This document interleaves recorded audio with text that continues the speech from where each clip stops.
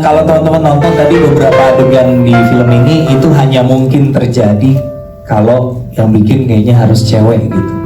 Dia dapat feel-nya dari segi dialog, dari segi pengadeganan itu hanya mungkin terjadi kalau sutradaranya, apalagi penulisnya juga dia sendiri itu perempuan. Jadi rasanya ketika kita dalam proses editing, aku sama Dipa ya gitu banyak terjadi perdebatan kayak ini harus begini, harus begini. Pokoknya kalau itu begitu, lihat dari sudut pandang cewek tentunya ya, gitu. Jadi kita mencoba untuk mengikuti seperti biasa Imaginary coba untuk percaya pada kreatornya. Kalau kita udah greenlit projectnya berarti kita percaya penuh sama kreatornya, ya udah kita follow aja apa yang visinya Meira untuk film ini ya kita ikutin gitu.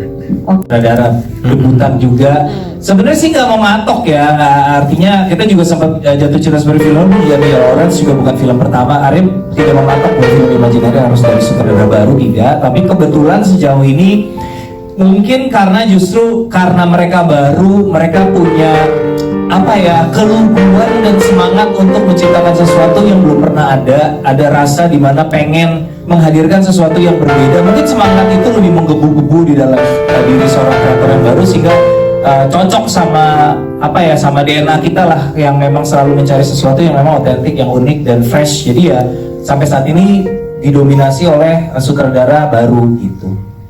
Calon-calon hype ya teman-teman ya. Amin.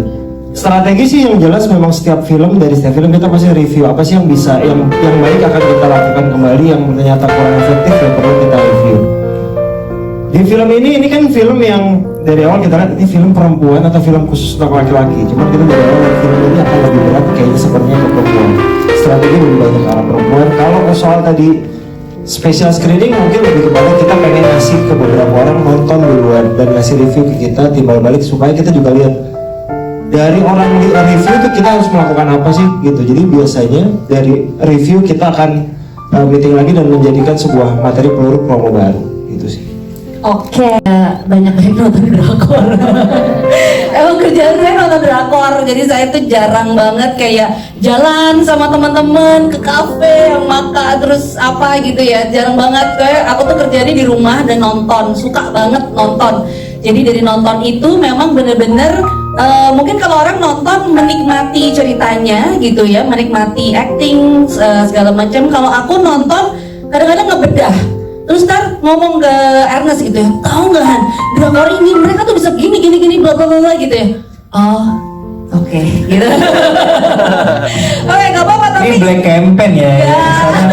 Karena kan dia kan nggak relate, tapi aku tahu ketika kayak aku ngomongin produksi, aku ngomongin skenario, dia juga yang kayak oh ternyata bisa kayak gitu juga gitu. Jadi memang dari nonton, jadi kalau nonton itu misalnya anak-anak suka nonton gitu ya, itu it's not something like entirely bad gitu, karena sebenarnya dari nonton itu kita bisa mengembangkan imajinasi kita lagi gitu. Dan memang ya caranya ya dengan mengcombine lah gitu apa yang ada di drakor dengan kearifan lokal gitu. Jadi trial and error juga pastinya gitu, ada beberapa yang memang udah di script, ketika dibaca oleh produser ya kayak ini kayaknya jangan kayak gini deh, dipertanyakan juga. Kayak tadi kan ada bagian yang